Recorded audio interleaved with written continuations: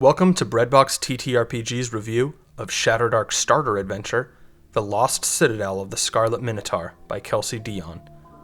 Located at the back of the free Shadowdark GM Quick Start Guide, this module spans 13 pages and offers your group a meaty dungeon to delve and plunder.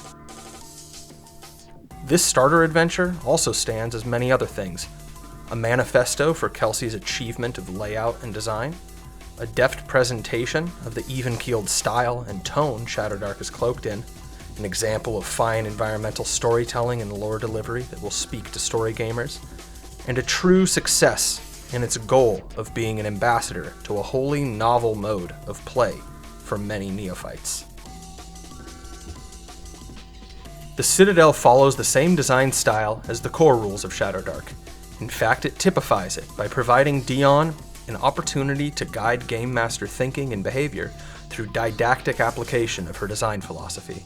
In a lot of ways, then, this module has far more emphasis and weight placed on it than just an average dungeon, or even the average starter dungeon designed to teach a system. This dungeon is likely to be the initial impression of what OSR play is to millions of uninitiated modernists. The very walls of this dungeon feel designed to contain and guide the mental energy of players learning to listen at every door, and GMs learning what on earth an exploration turn is.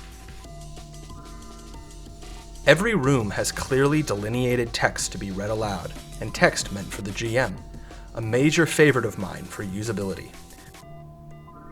This is a strong factor for GMs like myself that enjoy coming to the table with minimal prep. Room descriptions are, much like all of the core Shadowdark content, kept brief, snappy, and effective. Insider information on things like dungeon factions and lore are communicated well and effectively enough at the beginning of the module so that one can read the primer and then run the rules at the table fresh without committing every room to memory to avoid any continuity errors. Shadowdark is an amalgamation of different styles. It's a bit pulp, it's a bit grimdark, it's a little bit of a lot of things, but not wholly committed to any one. This is a level of restraint I feel the system puts forward that creates a creative space for game masters to enter into dialogue with the material and bring their own ideas to the table. The book says there are pots in this room. The GM iterates on these pots by further describing the style of their craftsmanship, but he uses what he knows of the dungeon to make an informed choice. The game of ping-pong between the material and the person enacting it makes a perpetual motion machine of creativity and constitutes as part of the fun of the very particular game only the GM is playing. And in that same way is part of what makes Shadowdark such an effective remedy to the modern issue of alienating GMs by neglecting to adequately craft a game for them to play. However, GM creative flourishes are merely one piece of the joy of game mastering as a game, and one that is always needing to be balanced with an opposite but supremely important piece: gameplay procedures. You cannot have a meaningful concept of difficulty if firm player-facing rules are not kept. In this sense, the Citadel makes ideal and teachable use of its system's suite of exploration rules. While Shadowdark remains lightweight in its rules to the point of a lack of clarity that can work against that very commandment just listed, the spirit of creativity that the negative space in Kelsey's work implies does a good job of communicating that a bit of DM house ruling will be a feature of this game's style of play.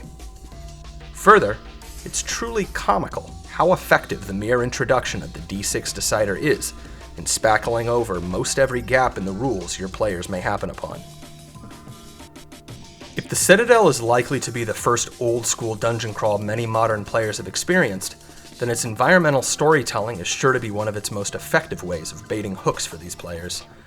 You want players to be recalibrating to the central concept of play being world interaction, and I think that hiding the story of a place and the environment is the best way of communicating game concepts to a style of player, primarily thinking of the medium as a vehicle for storytelling.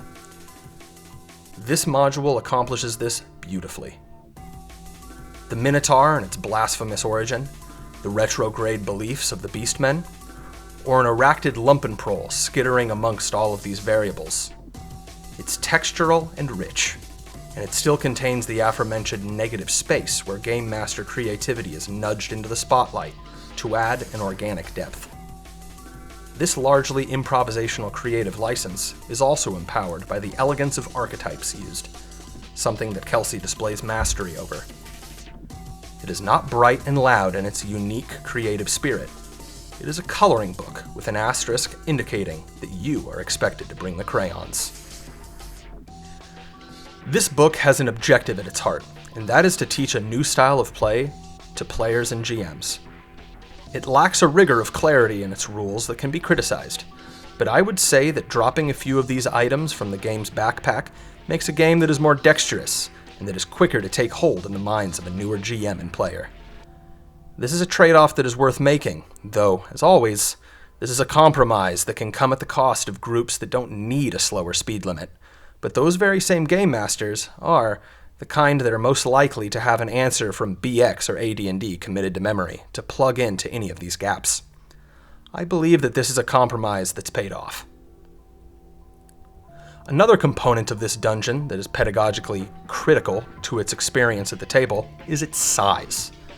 While it overwhelms in its initial impressions, this size grants an extremely important feature that was earth-shattering to one of my groups when they first met with it. The necessity of leaving the dungeon and coming back later. The simple choice of when to turn back, lick your wounds, and resupply in town is easy to underestimate in its effect on the culture of play, the verisimilitude of the world, and frankly, in its dramatic potential. It is often felt as a loss for the party, and that is excellent. Because only if you've been in the deepest valleys can you ever know how magnificent it is to be on the highest mountain. Allow your game to have rest notes, so that the song of your game comes forward. The Lost Citadel of the Scarlet Minotaur is a truly excellent starter module. It's a good dungeon to instruct a new, or very old, style of play. It's a reinforcement of an aesthetic brand and style of thought about the hobby. And really, it's just a good dungeon crawl that you can throw at the map of your game world and, with a handful of minutes reading, if you're truly a planner, can get hours upon hours of game out of. This menacing maze is destined to be many a player's first brush with the burn and supreme booms of old school play. And this title is one that is well earned. Go download the free Game Master Quick Start rules for Shadowdark RPG from the Arcane Library's website now. And when you're done manically flipping through its pages, do yourself a favor and pick up a copy of the core rulebook. Get started exploring the accursed corridors of the Lost Citadel of the Scarlet Minotaur with your friends to find what riches and horrors await you. Welcome to the Shadowdark, and God bless you.